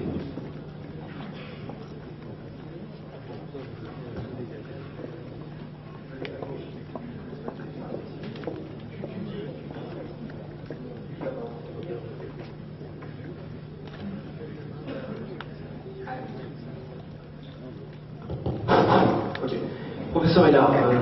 Merci beaucoup. Pierre est là. Pierre est là. Merci beaucoup pour cette excellente démonstration. Je voudrais juste vous demander si vous pourriez revenir un tout petit peu et expliquer un tout petit peu au public, parler un tout petit peu du rapport Les limites de la croissance du Club de Rome de 72, le mémorandum dit Kissinger de 74. J'aimerais juste que les gens ici comprennent bien qu'il ne s'agit pas seulement d'une menace d'ordre économique et politique, mais qu'il s'agit d'une menace vraiment existentielle face à des personnes qui effectivement ont toujours aujourd'hui des plans de réduction de population radicaux et qui n'hésitent pas à l'exprimer encore aujourd'hui. Alors, effectivement, il y a une politique de réduction de la population. Pour le Club de Rome, il y a une information que j'aurais pu le donner, mais bon, maintenant je vais en profiter puisque vous avez posé cette question. Des liens du Club de Rome avec la Fondation Bertelsmann. Fondation Bertelsmann, je vous ai montré qu'ils veulent mettre en place un bloc euro-atlantique en associant les pays musulmans. Et en fait, les dirigeants de Bertelsmann sont au sein de l'équipe dirigeante du Club de Rome. Et vous avez eu cette année, c'est tout récent, c'est juillet ou juillet 2009, le lancement d'une politique qui va de pair avec le rattachement géopolitique de tous les pays sud-méditerranéens.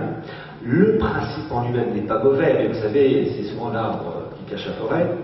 L'objectif, c'est de créer des grandes, couvertures solaires en Afrique du Nord, en Égypte, au Proche-Orient, pour alimenter l'Europe en énergie. Et dans cette affaire, alors c'est l'Allemagne qui mène la danse. À l'origine, c'est un projet allemand. Alors certes, les Jordaniens se sont associés à cela aussi, mais dans cette affaire, il y a une volonté de rattacher toutes ces zones par une politique géographique, mais aussi une politique énergétique. Voilà, alors pour tout ce qui est réduction des populations, je sais que le Club de Rome défend des idées qui ne sont pas très nettes, mais ayant peu étudié le sujet, je suis prudent, je préfère ne pas trop en parler. Évidemment, ce qui prépare, c'est évidemment, ça sent très mauvais. Voilà. Oui, et le sommet de Rio 92 notamment. Rentre aussi dans cette politique. Voilà. Le millénium. Je rappelle ce petit détail, je mets évidemment en détail avec des grosses guillemets. Le prince Bernhard, premier patron du WWF, premier patron du Bilderberg, était dans les années 30 officier de la SS. Quand même embêtant. Pierre, rebonjour. Bonjour. Une question pertinente, mais en fait il y en aura trois. Mais la première, c'est est-ce que tu crains pas pour ta vie avec toutes ces déclarations? Est-ce que tu as eu des menaces ou des pressions? J'ai eu quelques contacts avec certains membres du DRG qui ont s'entendre en contact avec moi. Ouais. Et je suis sûr que je suis parfois en contact avec eux sans savoir que c'est eux. Tant pis, de toute manière, bon, je n'ai rien à cacher. D'accord.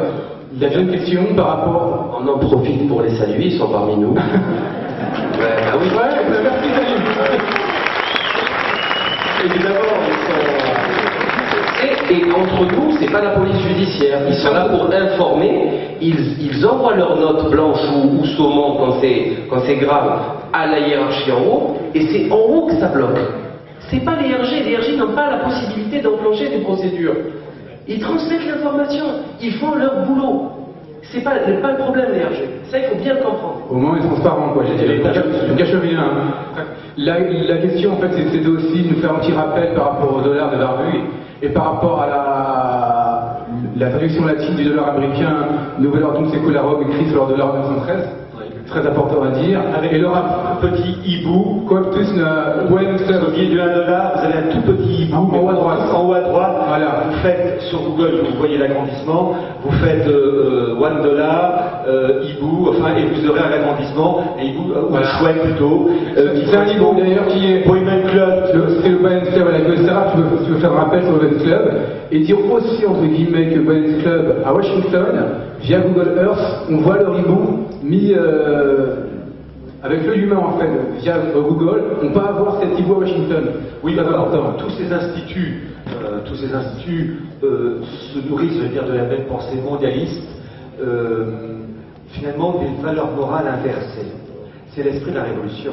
L'esprit de la révolution, c'est le bien devient mal et le mal devient bien. Enfin, c'est le principe de l'inversion dans tout. D'accord. Et ma dernière question, parce que je parle en tant que musulman, c'est comment dire, pourquoi cet acharnement, moi je sais pourquoi, mais c'est pour le public, contre le monde musulman de nos jours? Alors je vais me dire d'autant plus facilement que je ne suis pas musulman, je suis catholique. Le catholicisme a été quasiment détruit par Vatican II, qui est l'esprit du mondialisme. Tiens, je vais répondre à votre question. Pour le prix Charlemagne, je vous ai cité Simone Veil, François Mitterrand, etc. En 2004, il y a eu 2 prix qui ont été donnés. Un à l'ancien président du Parlement européen, Bacox, et le deuxième, Jean-Paul II. Bon. Le Vatican II, c'est l'esprit de la révolution dans l'Église, et l'Église catholique est quasiment détruite. C'est fait, il faut savoir que le nouveau pape, il fait partie quand même des végétariens. Là, pourtant, Dieu sait, je n'aime pas Benoît XVI, mais ce n'est pas de sa faute, il était contraint et forcé. Là, c'était un petit rappel amical. Voilà. Là, autant dire, il était contraint et forcé, et on peut être contraint et forcé, c'est pas partagé. Là, c'est dans une dictature. En revanche, là où Benoît XVI, je le condamne, c'est son encyclique qui est sortie cette année, en juillet de cette année, Veritas in Caritate, paragraphe 67, où il dit qu'il faut mettre en place une autorité politique mondiale. Oui, non, en sachant que c'est en relation avec les Nations Unies. Or, les Nations Unies, c'est le temple du maçonnisme à l'opposé de l'esprit catholique. Et je rappelle que le bâtiment des Nations Unies se trouve sur un terrain qui a été vendu par les Rockefeller. Bon, voilà. Oui. Il faut dire aussi une chose importante, je pense, puisque étant musulman, qu'il y a beaucoup de musulmans qui croient, par je ne sais quelle magie, que leur religion est protégée ad vitam aeternam et qu'ils sont possesseurs de la vérité pour toujours. Ça ne marche pas comme ça. Hein. Ces gens-là prennent leur temps, ils modifient les réalités, ils vous font naître dans cette réalité modifiée et vous ne vous rendez même pas compte de changement de réalité. Tout est là. Tout est là. Et j'ajouterai un petit élément. Voyez-vous, avant de parler de l'islam, le catholicisme avait donné un garant à l'homme face à la mort, le fait de gagner le ciel, pour tout catholique qui vraiment agissait en vue de sauver son âme. Et cette politique de destruction de l'Église fait que maintenant il y a l'occidental a peur de la mort, d'où le matérialisme. L'islam n'est pas encore contaminé, il y a une sérénité du musulman face à la mort. Le passage sur terre, c'est un passage, et les biens de ce monde, on les abandonne un jour. Le musulman, il a gardé encore ce sens de l'au-delà qui est que il va rejoindre un ciel. Malheureusement, le catholique, avec la Vatican II, il a perdu ça. Et finalement, l'islam est encore le dernier carré de résistance, et je ne suis pas musulman, je reste catholique, mais je considère que l'islam a encore gardé une vision de la vie sur terre est un passage, c'est pas une finalité. Voilà. Moi, je pense qu'il faut faire très très attention aux dérives des religions, et c'est très très important parce qu'elles sont les cibles de personnes très puissantes et qui veulent les détruire. Et on le sait, elles ont été infiltrées par des gens. Vous savez très bien qu'on avait interdit à une certaine époque, c'était au temps des Abbassides, aux grands juristes de s'occuper d'autre chose que de la science des ablutions. Vous voyez, il était cantonné à quelque chose, et ils avaient goûté à la prison, au cachot, etc. C'est important tout ça. Donc, actuellement, les grands penseurs disent ce que le gouvernement, je me rappelle très bien, je crois que c'est Mohseini, en 91, il avait fait un prêche virulent à la Mecque contre les États-Unis, il a fini son prêche, direction prison, point final. Donc, il faut savoir que la religion, c'est les États qui la font. Et c'est très important. On sait qu'est-ce qui est juste, qu'est-ce qui est faux, mais il ne faut pas croire que vous êtes protégé de quoi que ce soit. Parce qu'on ne sait que ce qu'on veut bien nous dire. Et si ce qu'on nous dit en naissant est faux, notre vision des choses est falsifiée et on n'a même plus la capacité de s'en apercevoir, puisqu'on est né dedans. On a changé de paradigme. C'est très dangereux. Prochaine question, s'il vous plaît. Oui. Alors, ma question porte sur la question monétaire. Donc, vous avez très bien décrit un sujet que je connais moi très bien, qui est le fait que la Fed, la Banque centrale américaine, est privée. C'est quand même incroyable que le système monétaire soit basé sur le dollar et que le dollar soit créé par une banque privée. C'est complètement hallucinant. Et mes questions sont les suivantes. Est-ce que vous connaissez les actionnaires de la Fed? Comme la Fed est une banque centrale privée, il devait y avoir des actionnaires. Qui sont ces actionnaires? C'est la première question. La deuxième question, alors mathématiquement, la Banque centrale européenne fonctionne exactement pareil que la Banque centrale américaine. Ça, c'est évident, il suffit de regarder effectivement les lois, notamment l'article L104 que vous avez très bien cité. 123 maintenant. Mais 123 du traité de Lisbonne. Mais d'un point de vue juridique, est-ce que la Banque centrale européenne est également une banque privée? Et si oui, qui sont les actionnaires? Et enfin, une dernière remarque, il y a aussi question. Je pense que ce qui est en train de se passer actuellement, c'est un véritable racket. On est en train d'assister au plus grand racket de toute l'histoire de l'humanité par l'inflation. On va détruire toutes les monnaies, de toutes les économies que nous avons gagnées à la sueur de notre front, on va tout perdre. Et est-ce qu'une façon de se protéger, ce n'est pas de retirer massivement tout l'argent qu'on a à la banque et d'acheter d'urgence de l'or et éventuellement du métal argent? Parce que je pense que la situation est tellement grave que l'or risque d'être interdit comme en 1933 aux États-Unis, comme en 1940 en France. Donc je pense qu'il faut acheter de l'or, mais aussi acheter du métal argent. Je ne pense pas qu'ils interdisent le métal argent, parce que le métal argent est trop encombrant. Et acheter aussi un lopin de terre pour cultiver des carottes, des salades, du persil, quelques poules et quelques canards. Ça sera de l'or. Je ne suis pas économiste.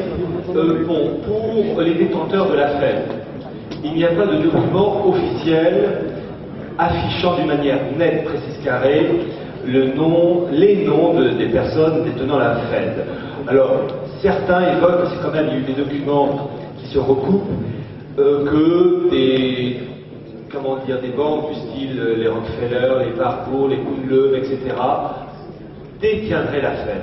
Je veux bien le croire, mais voyez-vous, tant que je n'ai pas la référence précise, grande chance, mais la preuve officielle d'être précise carrée, je ne l'ai pas. La BCE rentre dans la même optique. Alors, pour la remarque que vous avez faite, est-ce que c'est exactement indépendant? Là, oui, parce que d'une certaine manière, je ne suis pas spécialiste, donc il faudrait avoir quand même l'avis plus précis d'un spécialiste, mais la BCE est quand même indépendante parce qu'elle doit travailler main dans la main avec la Fed. Donc il faut un même, je veux dire, langage. Dans les travaux de la Fondation Bertelsmann, en disant que les think tanks anglais et américains, il est dit, pour créer ce bloc transatlantique, il faut créer une coopération entre la Fed et la BCE. Donc fatalement, il faut un règlement commun pour que puisse avoir une politique commune. Et ils veulent créer, en fait, pour créer un bloc transatlantique unifié, créer une monnaie transatlantique. Alors l'expression qu'ils utilisent, c'est créer entre la BCE et la Fed une arène monétaire. C'est l'expression exacte.